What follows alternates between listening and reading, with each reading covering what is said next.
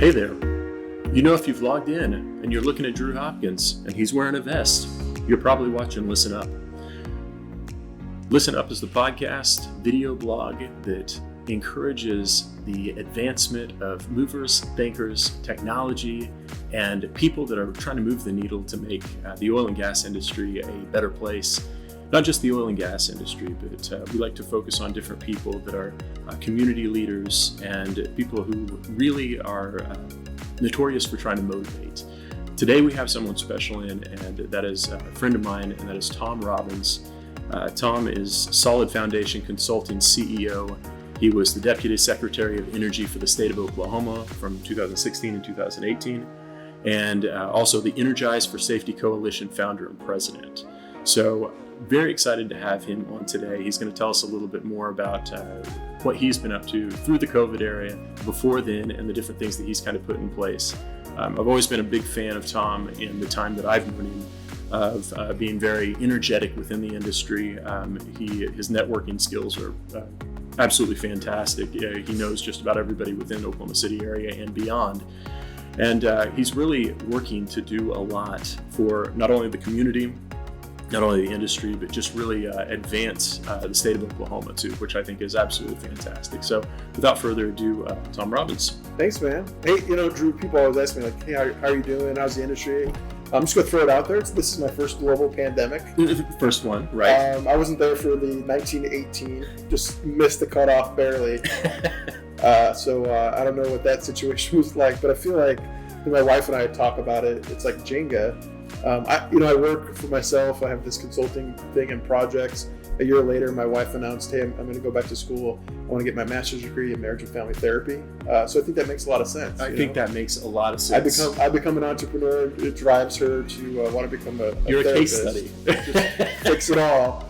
And so she started a year ago. OSU's got this great program, world-renowned. It was awesome that she was able to get in. And then a year into the pandemic hit. So literally like Sunday nights, I think like a lot of families, we do I call it like Jenga, where you're like trying to figure out your calendar and like where the kids are going to be, who's going to be home, what the situation is for school. And of course it changes and stuff. So I say everyone's in a rowboat with one paddle, and we all just kind of bump into each other like bumper cars. For sure, for sure. Did you, when this began, were you already in kind of a work from home environment? I had been working out of an office as part of some of the projects that I've been running, right. People there, but just, different things happening and stuff. I've ended up, and then, I'm living the dream as doing homeschooling with the kids. It's something I always wanted to do. I feel like there's always groups of people that would homeschool, and you'd look at them and I'd be like, I don't know how you could do that. And having done it for, this last year, I still have I don't know how. I'm not a pro by any means. No, both of my parents were teachers. And I always liked being able to have a little additional like homeschooling just on the random, if I needed something from them. And I look now, and I know if I was tasked with any of that homeschooling thing, I'm so glad we don't have kids at this current time, because if I was asked anything on a day-to-day basis, it would be a crash and burn, and the child would immediately notice this. Yeah. So like there would be so much that would come to light, and I really can't have that at this point. So yeah, we're one hour in the boat, all of us, and I think all of Oklahoma and the world really, we're just kind of all bumping into each other trying to figure it out. But I think that's a really good way to say it. We are circling around, bumping into each other, and we're hoping to make it through this. Hopefully this next year is a little bit better. Yeah. We'll see. That's been like kind of the mindset, right? Next year it's going to be better. It's going to be a magical mist. Yeah. On January 1st. January 31st, we're all going to go to bed. It's going to be like Rumpelstiltskin. We're going to wake up and the world's going to pass us by. Oil $75 a barrel. It's going to be great. For sure. So Drew and I were at Chesapeake together. I did government relations. I was a manager of government relations. Drew was doing all the community engagement, work with all the landowners and stuff. So we partnered in a lot of meetings. But the thing that I remember most is Drew would host the famed Chesapeake Halloween party, and had a great script and great jokes, would everybody cut loose and have fun. The last year I was there, they decided to do like a talent show in conjunction with that.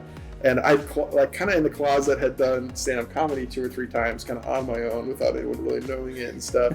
And I decided I was going to do it. And I remember my wife, she's great. And she goes, I know you're funny, and I love you. And I just wonder if you're like, in front of senior leadership CEO funny. Yeah, is this where I test out the new material? Right. Exactly. But we did it. It was fun. I remember I ended up getting second for Chesapeake doing my stand-up material. But I was let go a year later. So are they related? It could be. You never know.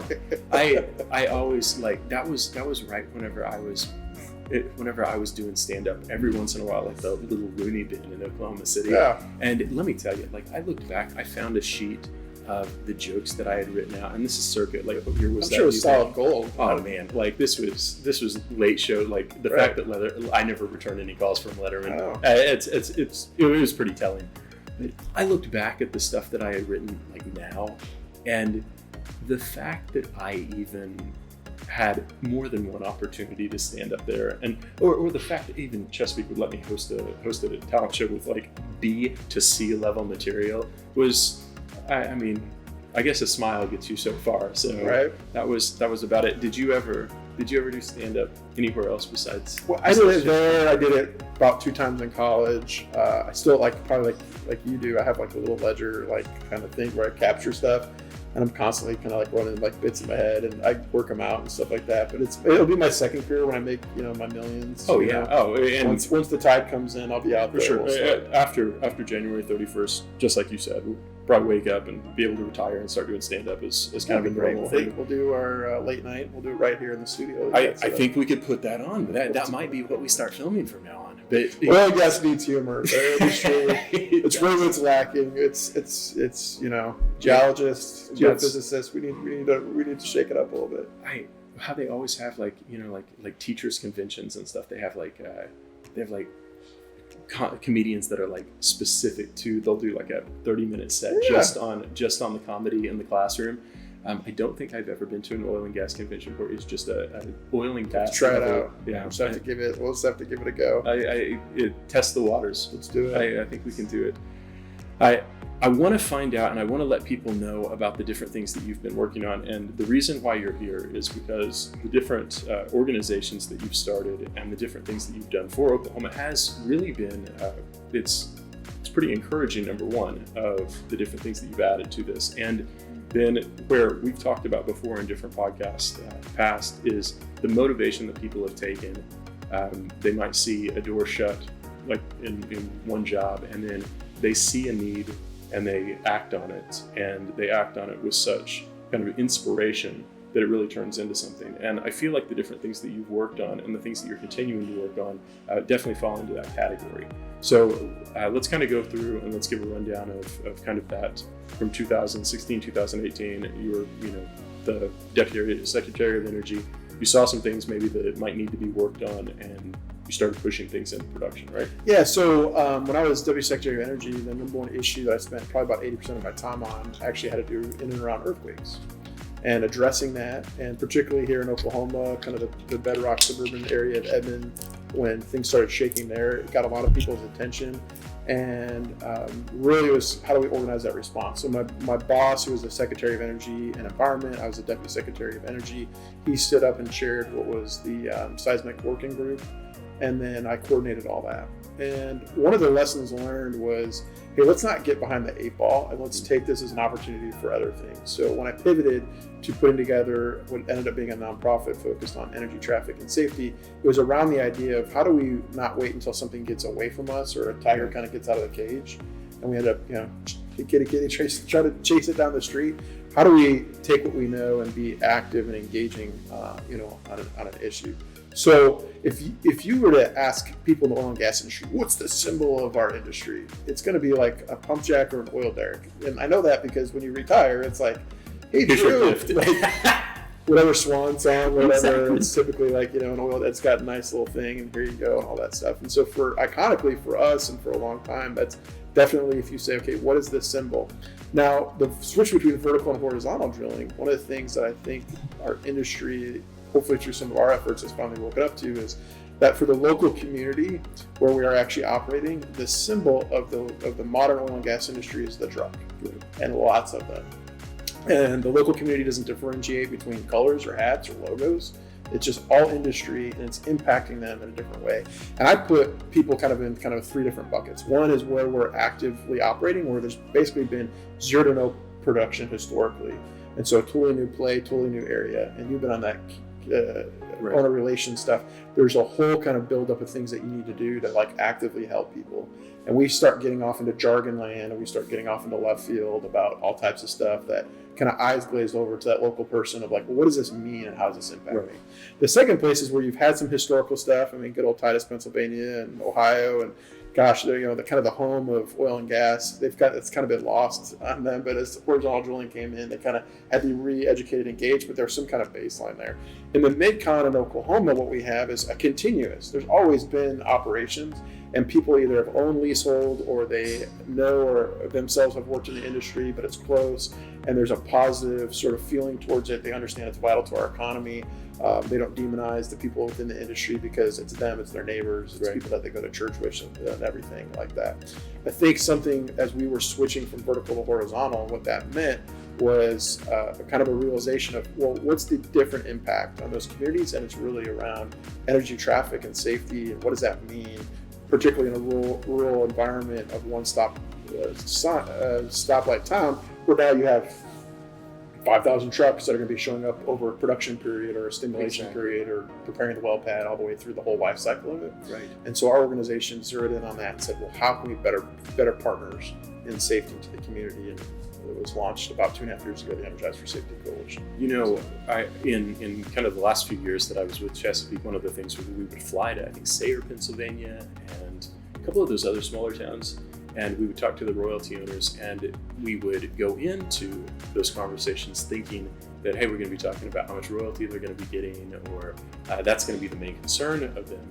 But truly, exactly what you said of those smaller towns, they'd say, we see these trucks coming through here all the time, coming through it, too fast, too slow, taking up too much of the roadway, different things like that. And that was something that I don't want to say that we weren't prepared for, because I know there was a response team kind of in place with Chesapeake at the time, but for someone like me that had just dealt with royalty owners just over and over again, I thought it was just kind of a one-stop shop of these are the questions they were going to be asking. But I mean, genuinely, it was a huge concern. Yeah, and then you also have kind of this, I call it the energy ecosystem, but beyond the company itself or the driller or whatever, you have this whole energy ecosystem that's in place. So in a local community, you have that local city or elected official, state representative, state senator, county commissioner.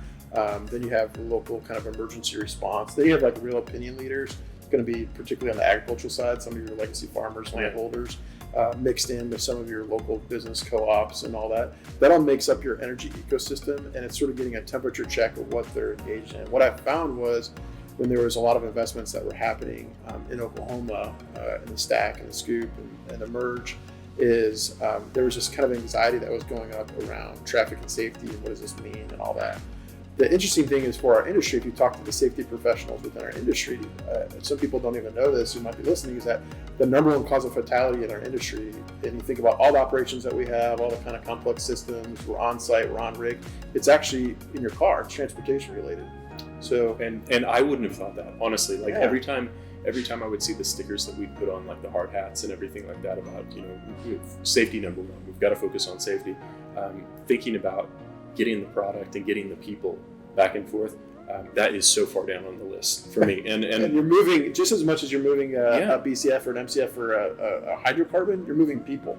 So you're moving massive amounts of people, and particularly when things are good, you have thousands of people on the field that are doing their hitch, they're switching out, doing their change, and a lot of people are if they're active in the Permian, they might be coming down from the Bakken now, or you get these kind of long trips and everybody's kind of driven, they want to see the kiddos again, want to see the girlfriend, the wife, whatever it is, and so they're not taking the rest that they need or the pre-trip planning and all that kind of stuff. So a lot of things come in play. So you have on one side, it's the number one concern of companies from just a safety standpoint as far as their employees and contractors. On the other side, it's you now have a community that has never been taught, never been given the skills of how to safely share the load with truck traffic and equipment.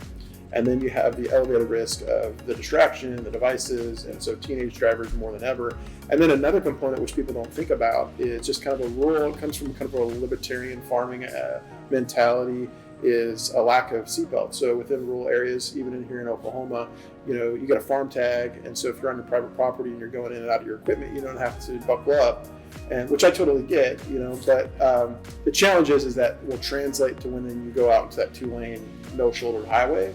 And unfortunately, if you're distracted, don't have a seatbelt on, and you're a kid, and you're overconfident, and you're in a truck that's way too big for you, mistakes can be made. And you don't win that, for sure.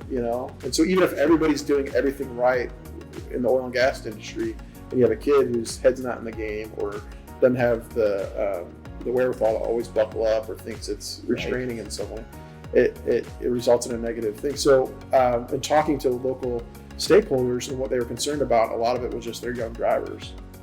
And so we wanted to do something in front of instead of behind an incident, which is always where we want to be as an industry. And here's the great thing, particularly on some of our awesome companies, publicly traded companies, they have great safety protocols. I remember at Chesapeake, I checked out a fleet vehicle. I was going somewhere for a government relations thing. It starts beeping at me, and I thought I broke it.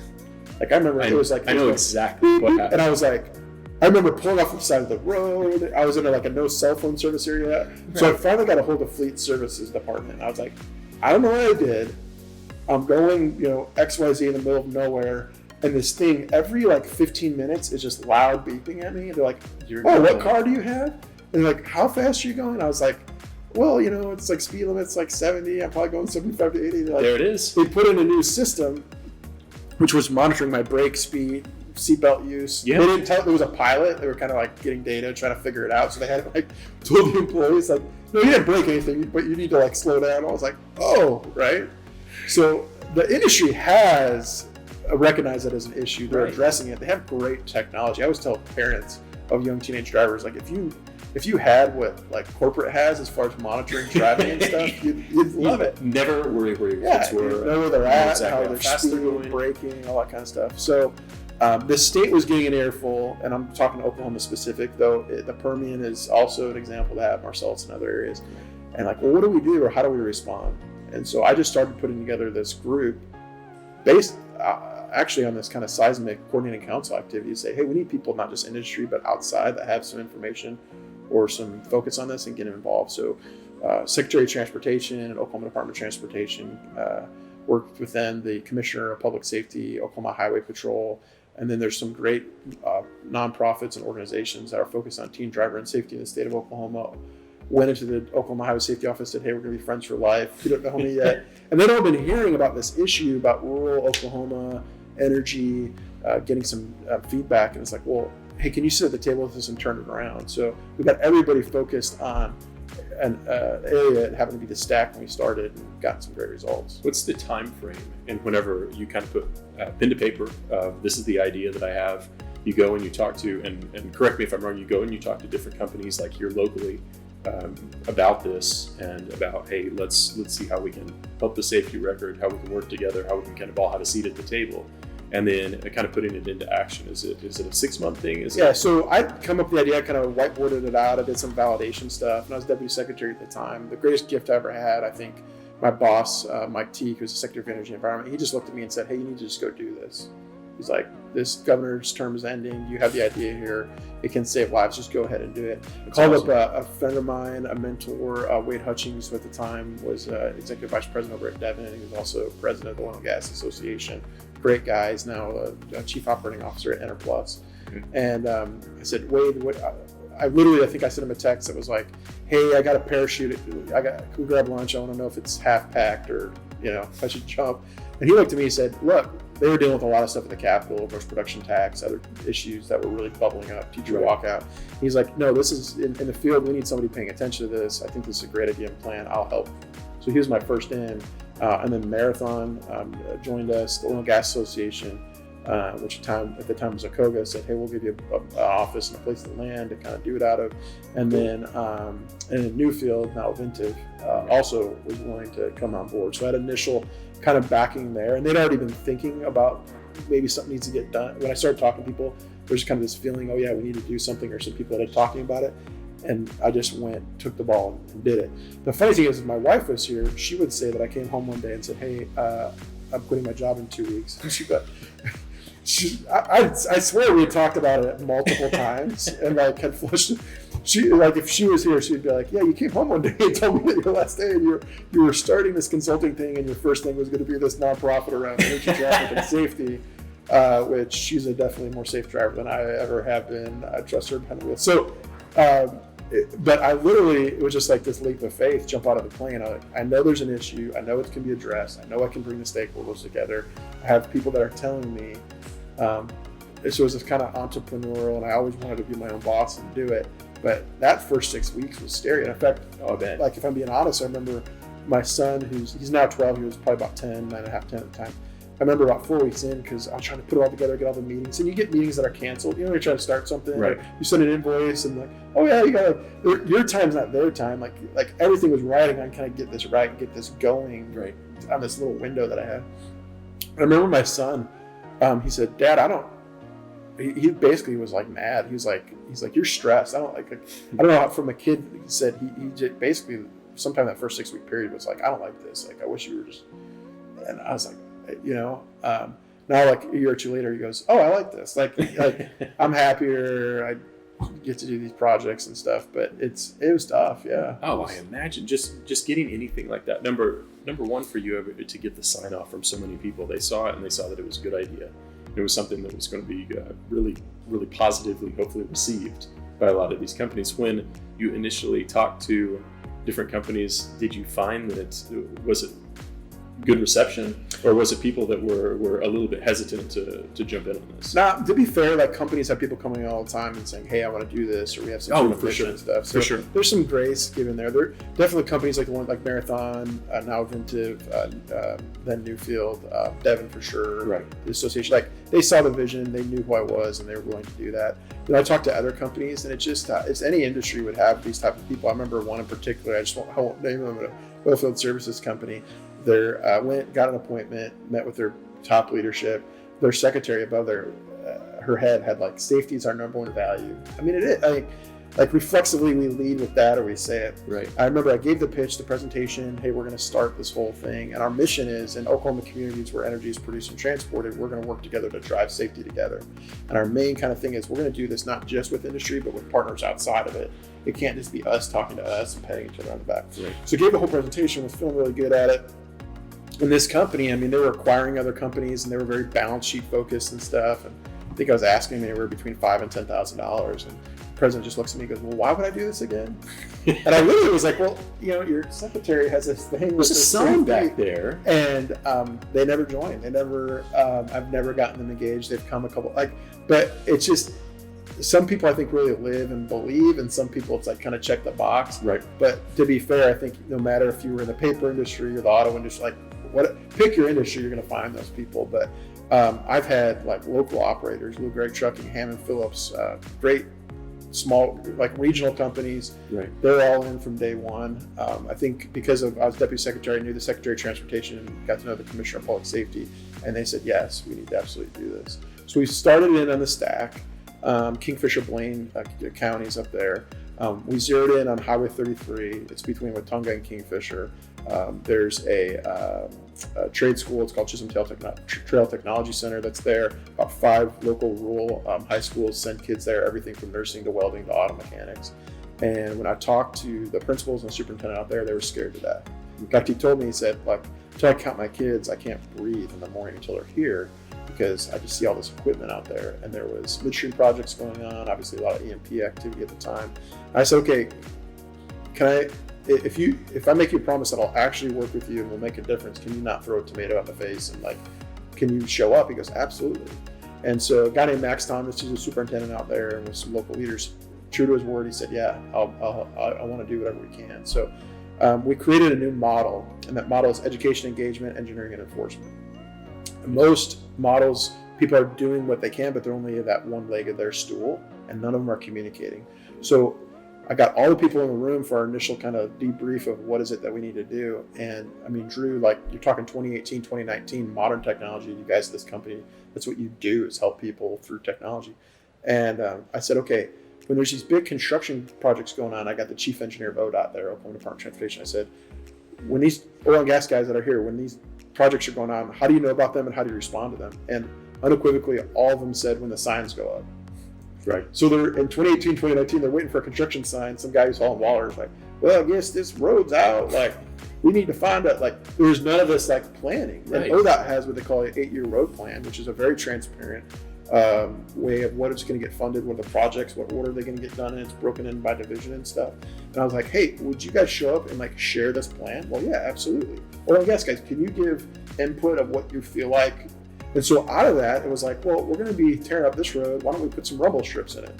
Well, yeah, that'll help cut down and stuff. Sure. We're going to be doing this. Why don't we put some shoulder in it? Or we're heard about the Calumet Blacktop, and people are really concerned about that. Well, what can be done?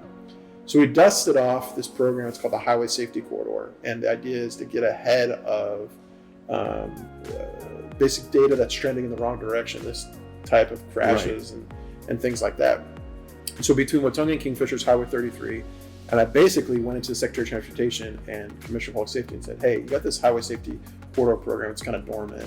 I want to revitalize it. I want to do the first ever kind of like energy at the table figuring this out. And I'll work with you guys. Can you deputize me to like basically say I'm the coordinator, so I can start telling people that. And they go, yeah. So I got all the oil and gas guys together, got the Highway Safety Office together. We looked at it. ODOT did a transportation study up there, so it would merit it. I have to go through this kind of whole process and stuff. But we started the Highway Safety Corridor. So if you're up between Watonga and Kingfisher, you see signs up there. You see no tolerance and reduced speed limit. And we put together an enforcement plan. Because before, what happened is OHP, Highway Patrol, go up there and enforce the heck out of it because the local community was mad. Right. Well, then everyone's mad at OHP. Like, it wasn't a win-win for anybody. So we put it together. We did an education engagement. We did a big kickoff at the Kingfisher County Fairgrounds, about 300 people in the industry, all of us holding hands and saying, we're asking for this. We want this. This is going to be the standard.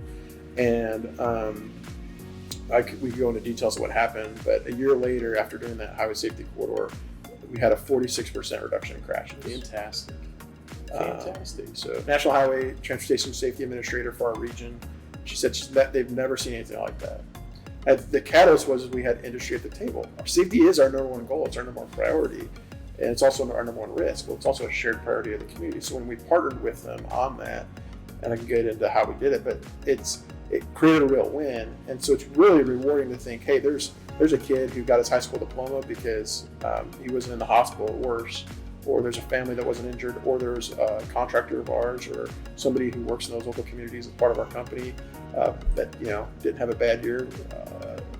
We don't know who they are, we don't know what happened, but we know with a 46% reduction in crashes in that specific area, we know it didn't happen. So it saves the money, it saves industry money, it speaks to our number one value, it partners with the community, and it's leveraging our safety know-how with the state, with community partners to get a great result. But that's a new model of how do we partner? What does this look like? How do we tackle tough issues? Right. And so we're viewed as a partner with our local community there, with our safety people, and it's a totally different approach in a way for the industry. And I think whatever the new thing's going to happen in our industry around kind of community engagement stuff, that education and engineering engagement and enforcement, and then how we put together our coordinating council is something that could be applied to all types of different scenarios or problems. I completely mirror that. I think that it totally could end you speaking on kind of the transparency of maybe one group doesn't know, like you're saying, community leaders might not know anything about road work that was going in until the signs go up or whenever the traffic's going to escalate. Just to be able to have the ability to have all of those people again at the table, be able to tell whenever, like what different options they have, how they can get kind of the word out to different people, and then continuing to keep that circulation of communication going. I can totally see how that is just the longevity of being able to continue to lower those numbers. Fantastic. And the approach we took is I didn't want to create a new program for the sake of having my stamp on it or creating content. Right. I went out to all these different nonprofits and other people that cared about driver team safety and all that kind of stuff. And I said, I just want to know what you have, inventory it, and then shine them like a spotlight and magnify it. Yeah. I think that was helpful or refreshing to folks. I wasn't there to like take something from them or compete for or get credit resources for any of this stuff. It was just in fact, we came up with a Driving Safety Together award, which is steering wheel. This is a cool thing, like I always like cool awards instead of just like your and we give that out to partners. And so National Safety Council, Oklahoma Safety Council has got this Alive at 25 driver safety training program because kids from 15 to 25 are at the highest risk of crash, accident, death, fatality, all that kind of stuff because they're undertrained and overconfident and For sure. distracted. And so we went to them. They have that program. It's already funded through the Highway Safety Office and other possibilities. I said, hey, can we refocus this to this area of activity that we want to get a hold of? And if we did that, can we add a truck traffic and safety component to it? So partnering with some folks who got that content. And so we offered it to all those kids there. And we had a couple hundred of them go through. So it gives them the confidence, gives them an understanding. And then this, it's called Oklahoma Challenge. They're funded by the Oklahoma Highway Safety Office, and they're focused on teen driver safety. And I went, and sometimes you just find, I call them Energizer bunnies, but the woman who owns that, other people that are just as excited and passionate. I said, hey, my name's Linda Terrell. I said, Linda, can we partner with you? Oh, absolutely. So we came up, and it's never been done, as far as I know, in the state of Oklahoma, is we did a energy traffic and safety day. And so in conjunction with what they would do around seatbelts and distraction and speeding, which they had great content and great presenters on, we did an outdoor component to their events, but we brought in trucks, water haulers and other things, and we set up cones, we set up vehicles, let the kids get in the cab, see the blind spots, got them to appreciate, as far as the stopping speed and like why it is that they don't tailgate, why you don't, if you're frustrated, want to go around, and gave them a whole new perspective of it. And we combined that with the DUI and the drunk goggles and a seatbelt simulator. And so we put all these things together, never been done before. And we put hundreds of kids, we've done about 2,000 kids now since we started, in different areas where oil and gas is operating, and gave them a different appreciation and got them meeting with our safety guys and DOT professionals from our companies and put a face to it. That's really good. And with all these comments of these kids, like, I didn't know, or I didn't appreciate, or I didn't understand, or I finally saw what it meant. And those types of things are what you want to go for. Exactly. Because a bumper sticker or a quick slogan, or even scaring kids, only has a temporary value. For sure. Right? For sure. It's that continued education. Yeah, it's all that stuff together. And hopefully, I mean, I'm assuming, and you can correct me if I'm wrong, but after, hopefully we get back into a more sense of normalcy. Maybe in 2021, will you be able to continue that effort? Yeah, that's the plan. In fact, we actually worked with Highway Safety Office just recently, did one up at Chisholm Trail Technology Center. Nice. And what the principal said, hey, I got a new group of students, we still need to train them. So we're working on that. But we did a seatbelt day, so kids rurally, Oklahoma areas tend not to buckle up, as we talked about. So we had the students do what we call a seatbelt audit. So it's students out there that kind of got a tablet and they're looking as their peers are coming in. And 20% that weren't buckled up. Okay. Coming off a state highway coming in. For me, it's like a no-brainer. I can't remember ever thinking about not buckling up or getting in my car and moving and not. And so, but for whatever reason, they kind of grown up with a mentality, a lot of them, like, that's dumb or constrictive or not a big deal. Not a big deal. Yeah. And so, so having the kids do their own data on that has been great. And then we did a student seatbelt safety day. So we had like a seatbelt rollover simulator. We had the fire chief from Kingfisher was there, and we did this whole focus on seatbelts. So we're trying to improve that. The other thing that we've kicked off this year, and we're doing a beta test with 100 students statewide where oil and gas is we actually have an app. It's called Safest Driver, and it's the people that do the app for like Liberty Mutual, State Farm, and Amica Insurance. Okay. If you want to get a cut in your rates, they're going to monitor for you a while. Right. And it's great. It tells me like speeding, hard stops, if you're fiddling with your phone, all that kind of stuff. It gives you a score. So we have 100 students that are now participating, and we're giving them like incentives each week. We're picking a winner and doing all that kind of stuff. And we want to see what does it look like when we're actually like tracking 100 kids, and then they're competing. It's through the FCCLA chapters. They're competing against one another. So the Highway Safety Conference will announce like our winner for what chapter was the safest driver in Oklahoma. But we're trying to put technology in kids' hands. I think initially people are like, well, technology is the worst, right? Because it's leading to all these negative impacts. But now we're like, hey, let's use technology. They're used to it and like leverage it. So I completely go on board with that. Of everybody is so connected now. I mean, your car's connected, your phone's connected. Watch every single bit of it. If we can use that for the good, and especially with something like this, and we're all, just like you said, highly competitive. Of you roll that out to 100 kids and say, I want to see who the top driver is that is not on their phone, not speeding, not doing. We give them a $50 reward each week. Amazon gift card to the top. That's cool. We pick out one of the top safest drivers, and then we'll have the highway safety office. So they're all those kind of things. So we're trying to think more digitally, or do our in-person training, or try to do seatbelt stuff. The other thing is, so we have this great partnership with ODOT and with the Highway Patrol, is they're constantly looking at what's next. So the industry itself definitely still has activity up in that stack area. We now have this kind of scoop merge. We call it the Tri-Cities area here in Oklahoma. Okay, right. Tuttle, Newcastle, Minko, that whole kind of area. And so ODOT has done, and they've paid for this safety engineering study of Highway 81. So they came to me and said, hey, we want to partner with you again so that we can get industry engaged early on in the process. So if we want to put in a four-way or blinker or roundabout, like that they're collaborative and, hey, we need this, or we feel like this, or if they're going to build, like a gas gathering system that we don't know about, like, could you like give it? Yeah.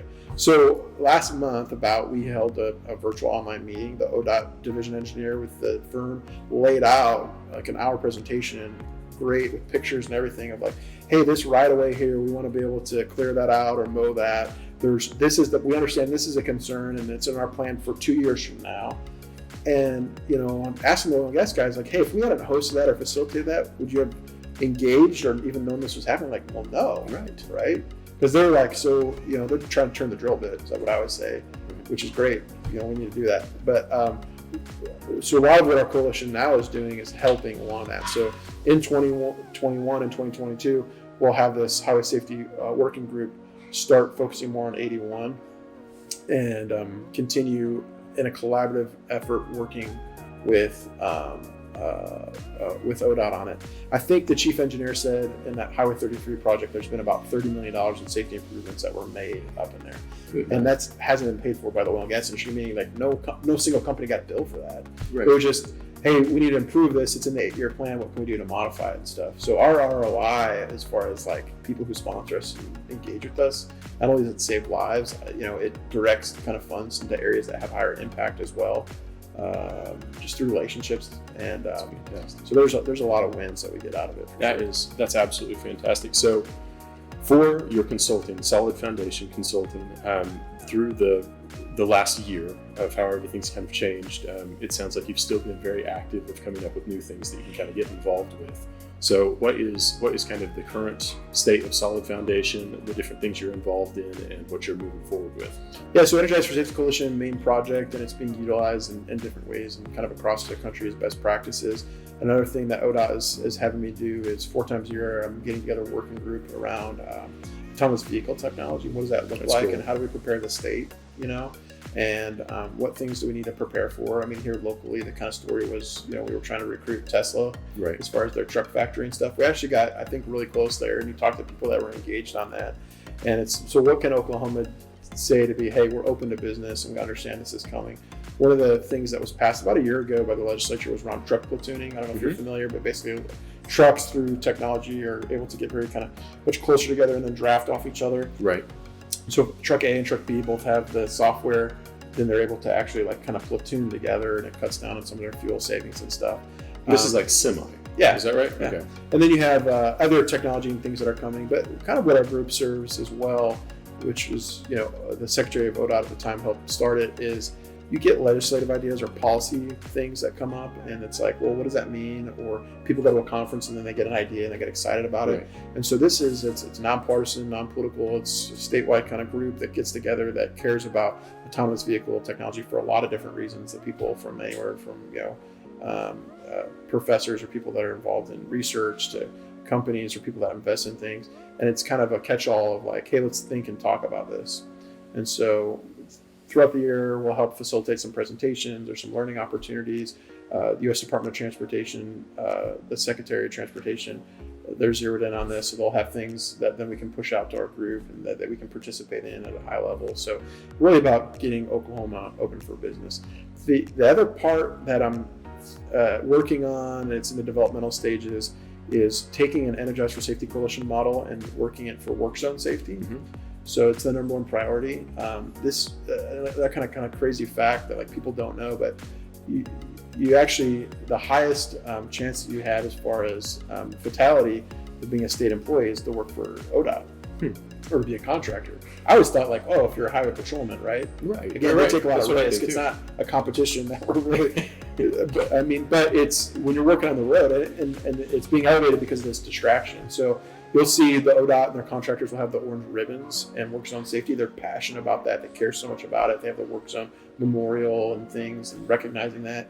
But I'm working with them on how do we change the needle in the future with modern technology to engage kids, again, that are at high risk. and build the foundation of good behaviors? How can we take some things that we learned from the Energizer Safety Coalition model? So I got a proposal in on that, which I'm excited about, that I think we'll get some traction in on. And then I got working with some local IT companies that are headquartered in here that want to help digitize the state, want to help lead and diversify the economy, and anywhere from software as a service to IT, forensics and different things, and helping them have a voice at the table. So we formed the Innovative Technology Alliance of Oklahoma, which is for Oklahoma headquartered IT companies, and kind of giving them a voice collectively with the state with some concerns and opportunities that are available on the policy side. That's fantastic. I really think that like Oklahoma, Texas, so leveraged for oil and gas, like this is just our bread and butter here. But to be able to see good tech companies start making their way, finding Oklahoma City, and Tulsa does like that $10,000 buy-in. Sold out like that. I mean, my gosh, it's applications all over the place. To be able to get people that can work from home, who work remotely, and one of the main things that can do that is those tech jobs. And so we've seen a lot of people kind of spring up even around where our headquarters is here, of new tech that's coming in, and so it's kind of exciting to see what Oklahoma can do with that. Yeah, and oil and gas in general, I mean, the future is, pretty much all oil and gas companies are going to be in the future are tech companies that happen to do oil and gas, right? Through the software applications, right, and through everything that's done. It's like basically our economy is moving towards everything is kind of for lack of a better term, like a tech company, and then it's being applied to that. If you look at the startup companies, you guys are a great example of that. You're leveraging it to be able to cut costs and to be able to get better results and insights into data through technology applications and software. And you look at what this organization is today that you're a part of, what it might lead to in 5 to 10 years. It could be like, kind of the world's your oyster, for sure, and what that looks like. And so, Oklahoma, where you call it prairie tech, or there's like a million different, geographically, we're always like, where are we fit? We South, or we Midwest, or we like Southwest. So it's funny if you go to like a trade association where they stick Oklahoma. Oh, right, for sure. Like you're always like, wait, what are we, like we're part of the Western region, the Southern region, the Prairie Tech, whatever. Prairie Tech. Where are we? We have kind of a multiple personality of like disorder, like wait, where do we fit? But there's, Oklahoma, it's a great low cost startup of business. And what I always say, no matter if you're in energy or tech or whatever it is, in Oklahoma, it's the same 50 people, 5 different rooms. Yeah. If you do good work, you're trustworthy, you're dependable, you say what you do, you follow through, your handshake is good, like that over a period of time, if you're willing to hustle and work hard, and you're authentic, shines through, and you're able to get a meeting with the right people. If you have an idea and you want to meet with the governor, that might not happen tomorrow, but in the next 30 days, there's somebody that knows you that can help you facilitate that. To make it happen. And that's a startup advantage that maybe other states don't have. You look at like Texas, they're based more regionally. Right. And if you're some guy, out in the panhandle who's got something that, hey, the governor should really know about this, okay, that's going to be a process. So there's a quick advantage of our smaller focused network that we have in Oklahoma that's exciting, at least. No, for sure. Well, just being able for you to tell us about those different things that you've been involved in, the things that you've started up, and really taken action, and just the initiative of being like, hey, I've got an idea, I'm going to run this up the pole, and we're going to see if it catches on, and it does. I think that's inspiration to anyone out there. If you think that you have something that you are passionate about, that you do want to kind of get another set of eyes on, now's the time to do that. That's one of the beautiful things with kind of this COVID era of you've got so many different people that you can work with, so many people that you can reach out to, and really find different ways to help your community, help your industry, help your state and country. So I'm really impressed with everything that you've done. I know that I am too, Drew. Tom is also very impressed with what he's done. This is where I was paused too. I have an identical twin brother. You know that. Yeah. So I've waved at him in restaurants. So you will meet somebody who looks just like me, pretty much, and he will ignore you. That's what I was going to say. Wave at a restaurant, and I get absolutely zero back, just stone face. And so I'm always I know there's people out there that are like, yeah, that guy seems great and engaging, and total jerk, man. Hate that guy. his name's Mike. He actually does a lot of kind of what I do in public affairs and runs a leadership program for people interested in public policy. So we run in a lot of the same circles. But just one of you, just dye your hair black. I mean, how hard is that? Yeah. I mean, that's my wife about that. It's all I'm asking for 2021. Yeah, if I were going to go full Drew and get this, that would be my 2021 project. I'd probably get where you're at right here. I'm letting myself. To grow this scruff would take me. That'd be my life's work.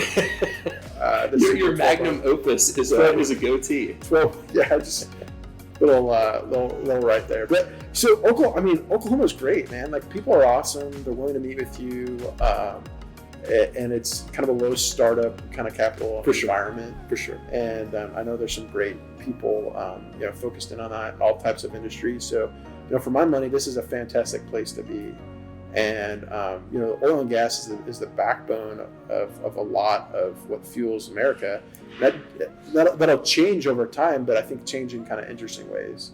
I think the new generation, or the generation that we're a part of, kind of recognizes we have a foot in both worlds, that we appreciate the historical value and the way that we've done things, but we also see on the horizon something that's not going away, which is the kind of the arc of it. Right. And, I don't want to make this political, just make a statement. It's this last presidential election, there was one political party that made it a litmus test that basically said, hey, if you want to be our nominee or for our deal, we're going to ask that you're against fracking. I mean, that was basically a pledge that they all took in some degrees or other. In fact, the end of the campaign ended up being kind of a debate between what does this mean? I only wanted to play it this way and stuff. It was kind of a nuanced thing. But, if you're in the industry, you're like, wow, what do we need to do to be able to better message or promote or engage or be authentic or be transparent in a way that gains people's trust or allows us to continue to have a seat at the table? And what does that mean? And so I really am proud of what we've done in the energy, traffic, and safety part, because it recognizes a concern, but it's collaborative, and we were transparent, and we brought in best practices from the industry, and we were able to address that, and we were able to improve it in a way that I think is a model for even other industries and stuff. We got great people that work in our industry. We got smart people. I'm constantly blown away by what people know and how they do it, and what they're able to do. But I think the time for us to put our head in the sand, or the frac sand, whatever, and just kind of like, well, this too shall pass.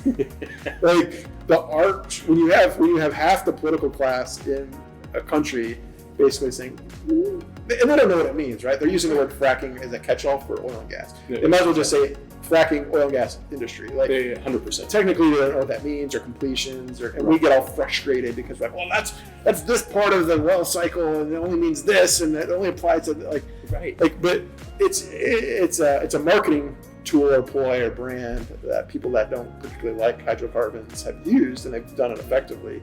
And so when you're in that environment, I think, get angry, get frustrated, but then ask yourself, well, does that help?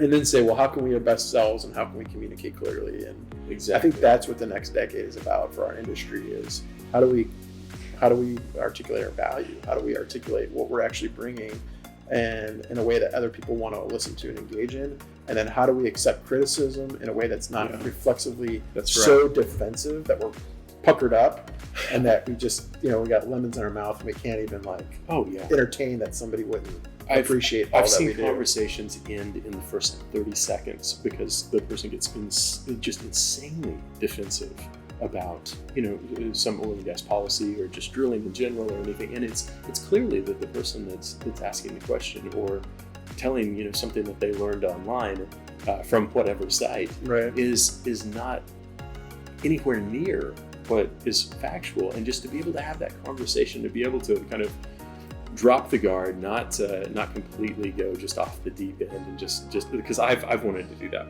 more times than not. I've just be like, listen, I know what I'm talking about, and like, you've got to understand this. But to be able to give to be able to give someone the ability to ask those questions, to not tell them why they're wrong, but just to continue that education, continue that transparency with our industry.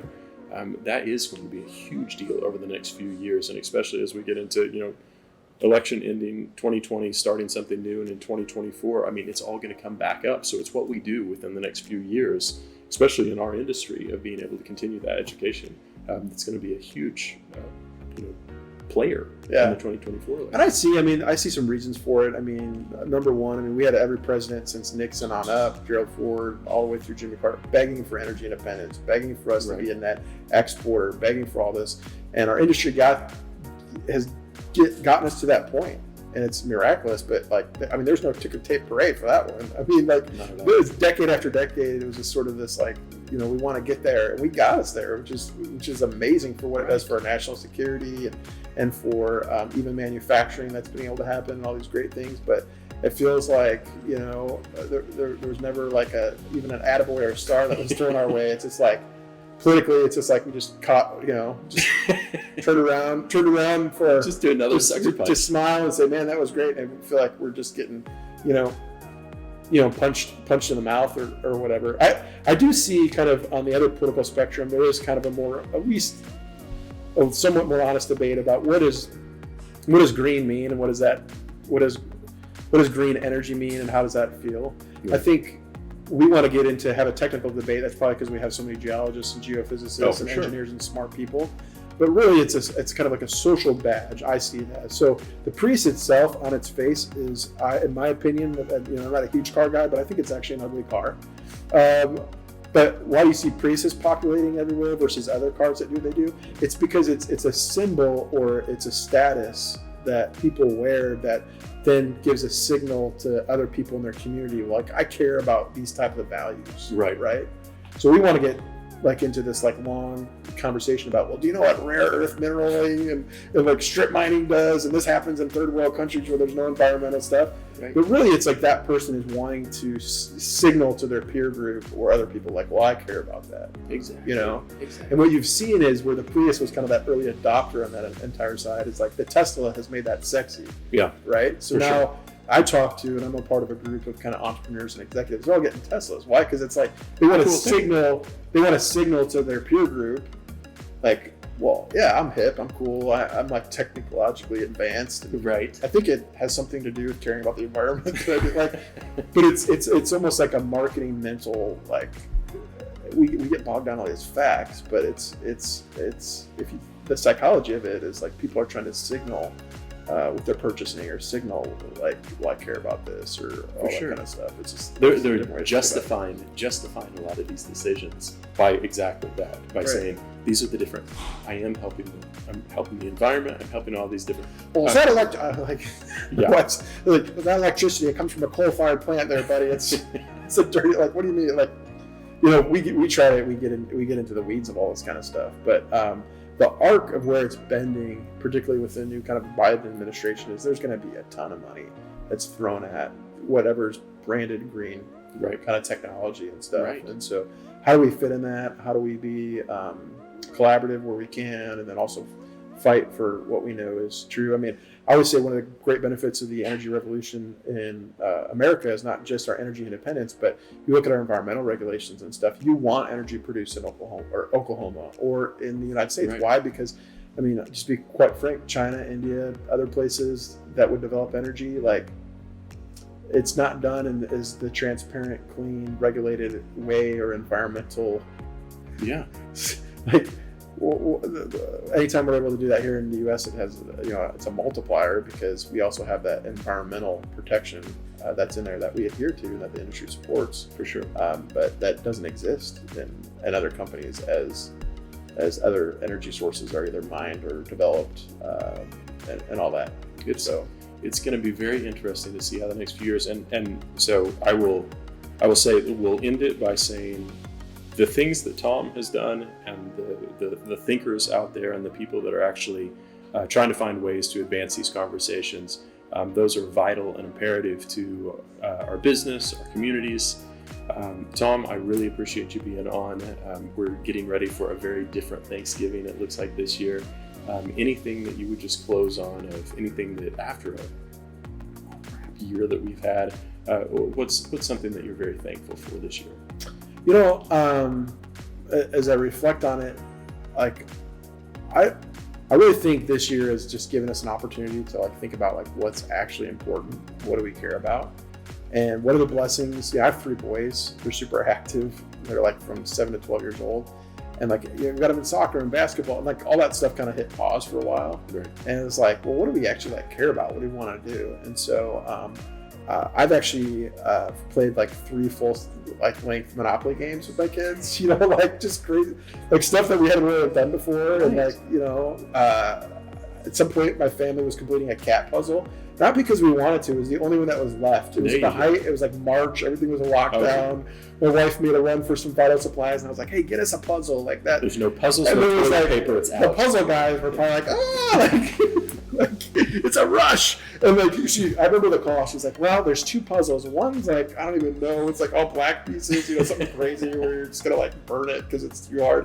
And she's like, the other one's like has potions and like it's like a witch's cat thing. I'm like, get that. Sounds great. And so we you know, over like got it on our dining room table over like a week period. The Robbins family completed the witch brews cat puzzle. Fantastic. And we were very proud of it. So it's, you know, that kind of stuff is, I think that kind of stuff is unique, but it's exciting, man. I'm excited to see where our industry grows, where companies go, and where opportunity lends. I think innovation will continue to drive all the conversations, and you know, it's exciting. For sure. Well, we appreciate you for watching. Thanks for watching another episode of Listen Up, and we'll make sure that we put Tom's contact information at the bottom of this video and other ways that you can check out the Energize for Safety Coalition along with the other projects of the Solid Foundation Consulting. Take care.